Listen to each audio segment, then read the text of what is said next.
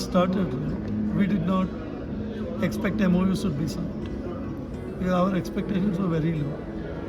We thought this would be purely exploratory. Just put the word out, get Utah on the radar of Indian, canvas, political, corporate guys. But what happened was something very different. I think each meeting there was substantial interest from both sides, and whether it's coverage of World Trade Center, CII, IMC. I think in every forum there is a lot of curiosity about what's happening in Utah. There's something new, and this goes back to my premise of Indian industry is mainly looking at bigger states in US. They're missing out on the emerging opportunities. And speaking to that, Kavach coming forward to sign the MOU, I think means a lot because they're seeing a big opportunity. And they want to work with World Trade Center. They want to work with 47G, which is a premier aerospace and defense organization in Utah. So I think that is where the needle shifted for this entire delegation. From a very bare minimum expectation, now it's gone up.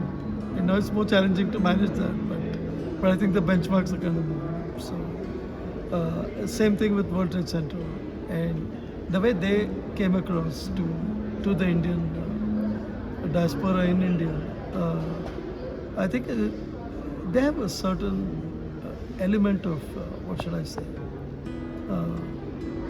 I wouldn't say credibility, but a certain element of genuine collaborative effort. It's not on the surface. They're being very open about what they can do, what they can't do, but they're opening up. They're welcoming Indian companies with open arms. I think that genuineness about the entire delegation to really do something meaningful. And Jonathan Friedman made a great statement in every meeting we were. He said, "Look, we're not here for a transaction. We're here to build relationships." And he was not in a hurry to do MOU, he was not in a hurry to sign deals. And because of that posture, which is genuine, I think now everyone wants to work with Utah, everyone wants to work with World Trade Center. My experience on this trip has been fantastic. I love India. I've been to India 40 times, and I have always found a great connection with the people here. There's a good trust factor. It's a creative culture, beautiful country, beautiful landscapes. It's always, and the food is wonderful. It's always a pleasure to come to India. I feel like there's real fertile ground here in India for business. In Utah, we care a lot about relationships. We care that it's a win-win scenario. We work for mutual prosperity. And this trip has not let us down at all. It's been very positive. We've had wonderful meetings here while we've been in India. We met with the U.S. Ambassador to India, Eric Garcetti, who is a fantastic patriot of the United States and doing a wonderful job here. We met with the Deputy Minister of External Affairs, as well as the Minister of Education. And just yesterday we were with the Minister of IT in Telangana. Wonderful meetings. The associations that we've met with have been fantastic. Real counterparts to Utah companies, to Utah entrepreneurs that can be very fruitful. So Utah thinks globally. We speak over 130 languages in our state. We have young people that go all over the world and live in a different country for a year and a half to 2 years as part of a missionary service for the predominant religion in Utah, the Church of Jesus Christ of Latter-day Saints. And what happens is that they go, I lived in Ukraine, for example. I served a mission in Ukraine. And when you go and you live and you immerse yourself in a culture, you fall in love with the people, the landscapes, the food, all the things that we're talking about.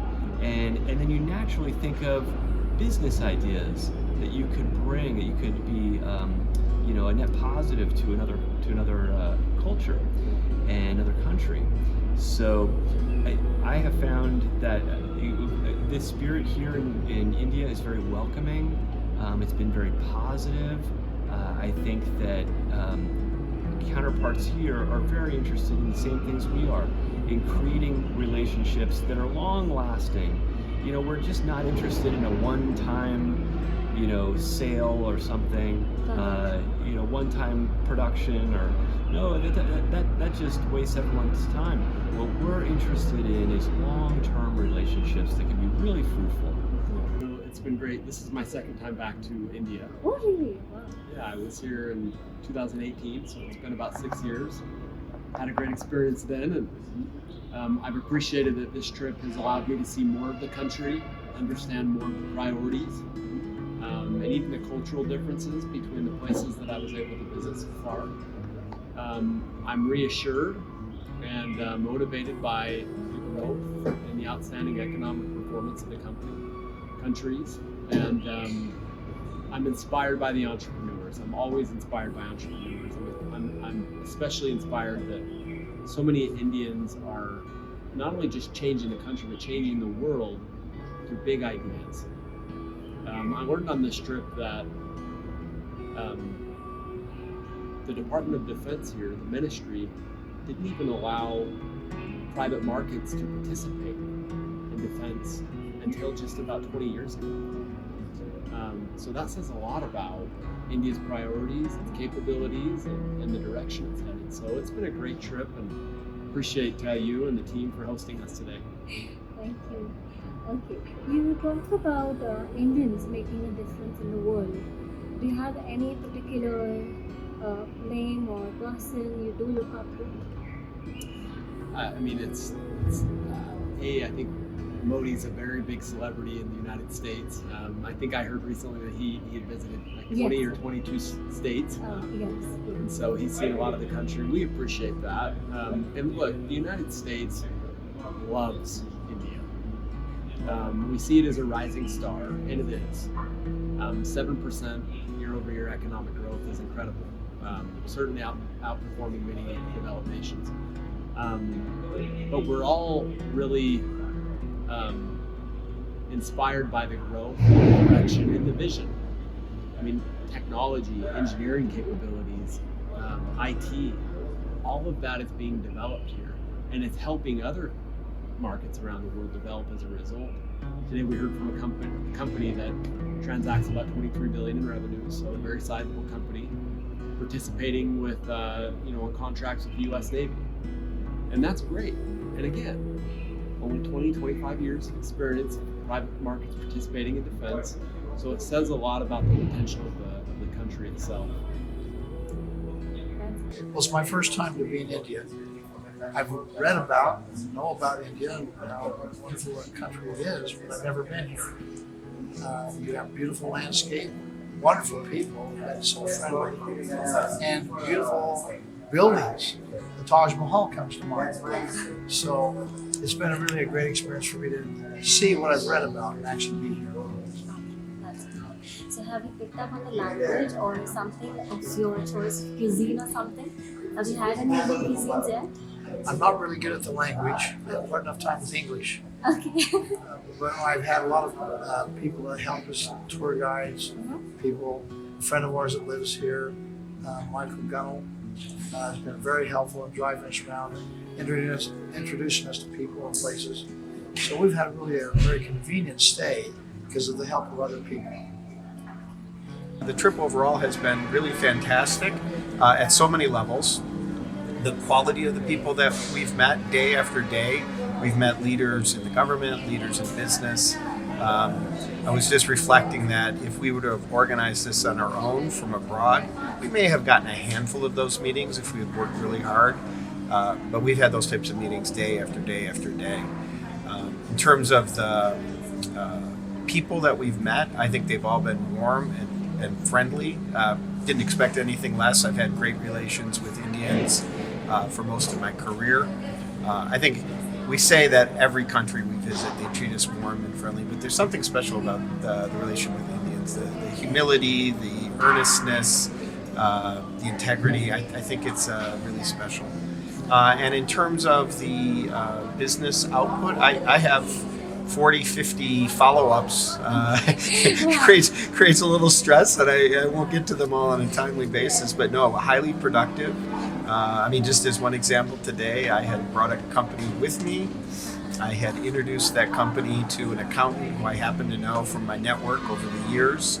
That company is now probably going to do business with that accountant here in India, in Hyderabad. But then just as I was talking to that U.S. company here at the event, I realized that I had met a metal producer, a metallurgical company here who I knew. And so I introduced him to him because when he comes here, he's going to have to buy metal. And so it was just like 1, 2, 3, just great to be able to connect so many people in person here at the event, and couldn't be more happy. So when I think about what I've learned about Indian culture, I don't think I've have seen a group of people work so hard. Everybody I've engaged with in the planning have worked very hard. In the day-to-day of our program, have been working extremely hard, and just in terms of the descriptions of what everyone's doing here in India, it seems like it's just like someone's lit a fuse, and the country and the population, they're all highly engaged, highly motivated, and it shows in the work ethic that I'm seeing. I think two things really have to be looked at. Undoubtedly, in the larger geostrategic plane, our relationship with the United States of America are on the right land. There is growing confidence, there is growing trust, and undoubtedly a large amount of collaboration. And today when I look at it with the China, 1+1 really, not without China, but with China, whatever else the people are looking for diversification, I think India is a great destination. We resonate correctly. Politically, there's a great equation. And I think getting a delegation of a state to come and engage with industry here at different levels for the last 6-7 days itself speaks volumes of how this whole thing is progressing. And I think maybe today would be a culmination of the visit that they've had, because Bangalore speaks of two levels. If you're looking at the MSMEs, it really has been an incubator. If you're looking at high tech, people looking at in the tech space, looking at AI today, generative AI, well, this is the place. You don't have to go too far. Maybe Hyderabad, but otherwise you'll come to the right stop. And I think with Utah's looking at the aerospace defense industry, with large companies like Tata and L&T and the mid-level companies, Centrum Electronics, you've got many industries, we're all in this space today, defense. Great opportunity for people to identify opportunities, link up. And as I said, I'm a good army guy. Nothing works like having a one-on-one contact with people. So a physical meeting develops relationships, and those relationships are what will propel this whole story forward. I think two great things came out. When I look at it, there's a company called 47G, whatever they talked about. The link between the government, the regulatory authorities and the industry is willing to handhold people who are looking at opportunities there. And similarly, they are going to sort of reach out to us here and tell us companies in specific areas and domains who are looking for collaboration here, or wanting to develop a footprint into India. Great system. I mean, if you've got at least two willing agencies who can support each other, and I think the response that we got was extremely overwhelming and extremely warm to see the kind of interest. And as I said, brain power was never a problem as far as Bangalore is concerned. Yeah. So people are into great niche areas, emerging technologies, areas which are critical both for defense and not only have an offshoot into dual-use technologies. And that is where the future lies for them. Because defense space is always constrained and takes time to mature. But in the meantime, to keep the gravy train and your morale up, you need to have a dual-use technology. So the smaller new technologies that can be utilized in either space, and that's where the strength of this whole begins. I think great speakers, great event, and I wish this whole project fast forward ahead. Thank you. It has indeed been a proud privilege and honor to be associated with the professionally vibrant Indus International Research Foundation as the strategic advisor technology. I recall in October last year, Mr. Guru Saule, the founder of IIRF and an international advisor to World Trade Center Utah, broke the good news that IIRF and WTC Utah would be jointly co-hosting an event in India in the months of February and March. It brought in a lot of excitement and enthusiasm in all of us to make this visit a huge success. Time went by, and lo and behold, on 26 February, we had the entourage with us comprising the stalwarts of World Trade Center Utah and the who's who from India getting together to put together a successful program ahead. It was indeed a pleasure hosting the institution of World Trade Center Utah, comprising the Mayor Julie, Guru Saule, Mr. David from the WTC Utah team, and Kavach, the Montech Growth Fund, which was perhaps one of the largest and the youngest on the starter block, looking at Indo-US tech cooperation. We had an interesting session chaired by Dr.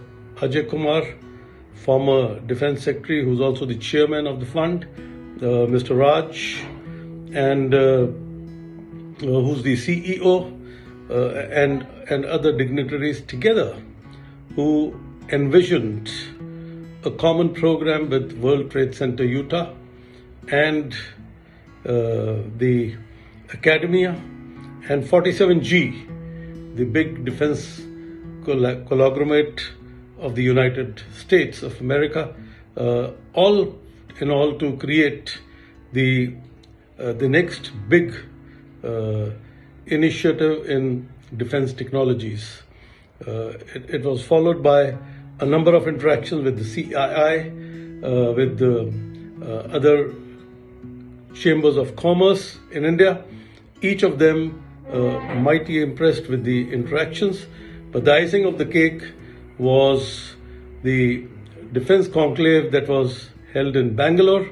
It was indeed a pleasure to meet Gary Herbert, Jonathan Friedman, David from the coup of the Utah group, Derek, Aaron Starks from the 47G, Julie Fulner, the young mayor, and other colleagues from World Trade Center, the Indian industry captains, the US startups and industry captains. And it was indeed a pleasure to chair a session on the initiative on critical and emerging technologies, opportunities and challenges, to look at deliverables through to deliveries. It was indeed a very enthralling session with a number of very, very professionally proficient panelists. We had Kiran, who's been the cyber big name, cyber and AI big name in the US, a global head of one of the major startup companies, Sectorio. Then we had Bhanu Pratap from Saptang Labs. We had Mr. Kumar Gangwani from BDB.ai. We had General Ravi Murugan, who articulated the defense view, having been the defense attaché in the US.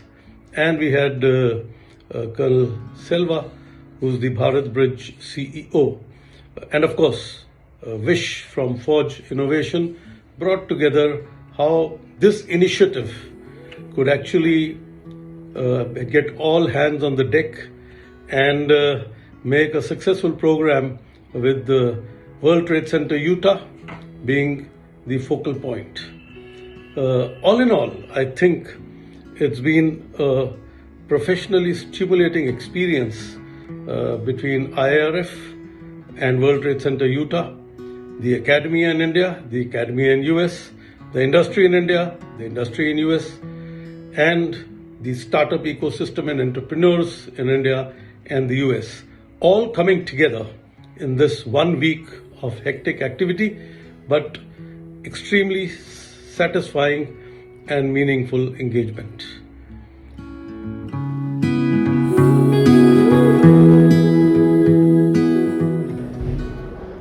I'm a bit ambitious, and I'm hoping I won't be wrong, because my past expectations did not prove me wrong related to other things. Utah is emerging as a viable alternative to Silicon Valley. It's a small state compared to California. It's like comparing apples and oranges.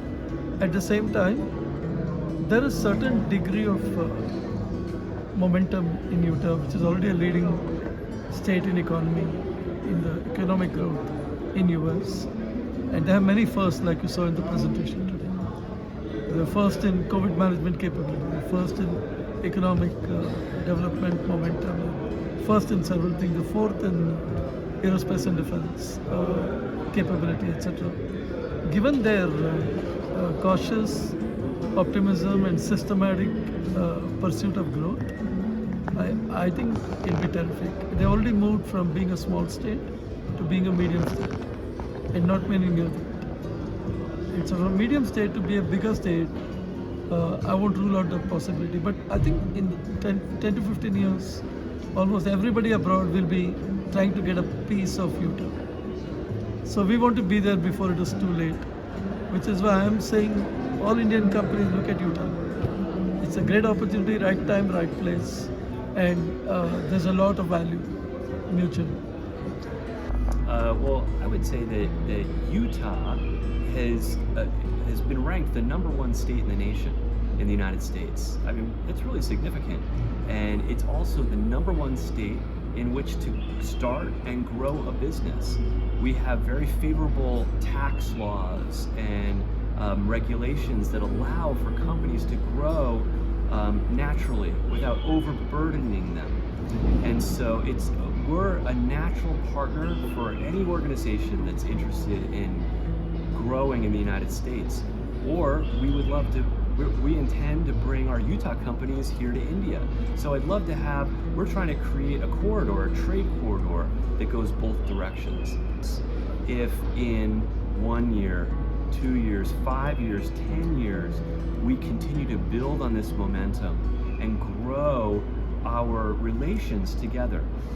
You know, when companies are intertwined, when they work together, when they try to find commonalities, it's better for our national security, it's better for business, and it's better for relationships.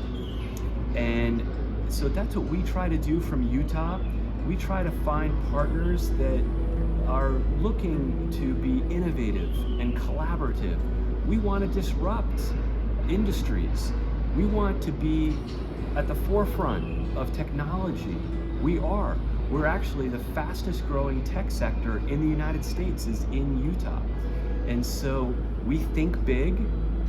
We're a medium-sized state, but we think big. And so over the next 5-10 years, that's our goal. Our goal is to really build strong ties, build great business, and make sure that India knows who Utah is, and Utah knows who India is. You know, Utah was built on aerospace and defense going back to 1940. And it has been a blessing to our economy when you have so many entrepreneurs willing to take risks that pay off and then are backed by government contracts. They become very sticky and sustainable. In a very real way, India's segment of the economy is doing this as well. I think I recently read that the Department of Defense in the U.S. and the Ministry of Defense here hope to increase the amount of defense trade by 5 times over the next about 6 or 7 years, which really is a signal to the rest of the world that this is a collaboration that makes sense. In fact, you're starting to see more engagement from Japan, Australia, India, and the U.S., and they call that the Quad. And the Quad is committed to bilateral success or economic development and certainly national security. And so I think to your question, I think the engagement is going to be great and even accelerated over the next 15 years because of what's happening nationally. Well, there's a lot of challenges around the world. We know that, and it should cause us all concern. I look at India and see a bright future. We've got good leadership. We've got great people. And I think we have opportunities to do things that have never been done before economically with international trade and exchange of gifts and ideas. I think there's really a bright future. So for me, I'm very optimistic about the future of India. And I'm hopeful that things will continue to improve as that. I like the trend line. You're trending upward, more economic opportunity, better quality of life. You have a challenge where you have so many people, 1.4 plus billion. In America, we only have about 340 million. So you have 1 billion more people than we do. So that brings some unique challenges that you face. But with good leadership, the democracy you have, I think the future is going to be brighter and brighter and brighter as you go forward. Well, let me just say to the people of India, Namaste. It's wonderful to be here. We want to be a part of your future, and we'd like you to be a part of our future. Working together, we will have wonderful outcomes. Thank you, sir. Thank you. Yeah, well, I mean, obviously, I've shared a few comments about how pleased I am with the trip, and of course, I'm grateful to the organizers and other stakeholders in the work. And I hope, I believe that the efforts that both sides put into this trip will pay off. I've throughout my career, I've been an entrepreneur, and I've often found myself having an idea or trying to develop a business too early. And timing is everything. Yes. And I've had that same thought about India. I personally have been working in India and seeing opportunity here for literally 24, 25 years. And so when I think about trying to help build a corridor, a trade and investment corridor between Utah and India, times there's a little voice that says, it's a little late, it's a little late. We hear about all these other states who are active in India. And I think, we're a little late. But I don't think that's the case. I think we probably have come at exactly the right time. I sense that momentum's gathering here in India. And it's not just that your best days are ahead of you, but some of the greatest opportunities for growth are still ahead of you. And I've heard other people say, no, David. Don't worry, you're definitely not too late. This is exactly the right time to be engaging. And so, again, I'm hopeful that, I believe that the efforts to build this event will pay off in the future in more partnership meaningful partnership between Utah and India. Thank you, sir. Okay, great. I think today when you look at the focus in India on Atmanirbharta and this positive list which the Prime Minister has been taking out, the PLI that they've been giving in sister industries today, so many vertical, I think nearly 15 or 16 areas which have been identified, subsectors. I think India is ready to take it ahead. There's political stability. There would be a continuation of the thought process, the current political process as it stands today. We hope to have the same government, maybe with different faces, but with the same government, which will continue the same line of thought. So this last 10 years and maybe another 5 years will actually be critical as far as India is concerned. People are, I would say, are enthusiastic of the future. And we've got a young generation and fertile mind, great opportunity. So anybody who doesn't bite the bullet now, then he's going to be cursing himself a few years down the line. So better take full hands-on grip, be an entrepreneur, and grow your own space. And that's where the future will be. These 9-to-5 jobs will be history. I mean, you might have a few governmental jobs, but that also may transit into a different realm Maybe not in the next 10 years or 15 years, but yes, if you look at the younger generation who's there, who's looking at 50, at the age that I am now today, say, post my major career in the armed forces, yeah, you would suddenly find the space would be very different. So you better be prepared. Thank you, sir. Thank you very Thank much. you. Lovely. The end of this visit actually marks the beginning of new frontiers, a new landscape in taking forward the Indo-US initiative towards national development and overall interest of humanity by and large globally. I'm sure we are postured to some very interesting times ahead. We are ardently looking forward to a number of professional interactions that we would do hereafter in terms of webinars, seminars, and one-on-one sessions to take this initiative forward so that whatever has been envisioned results in deliveries.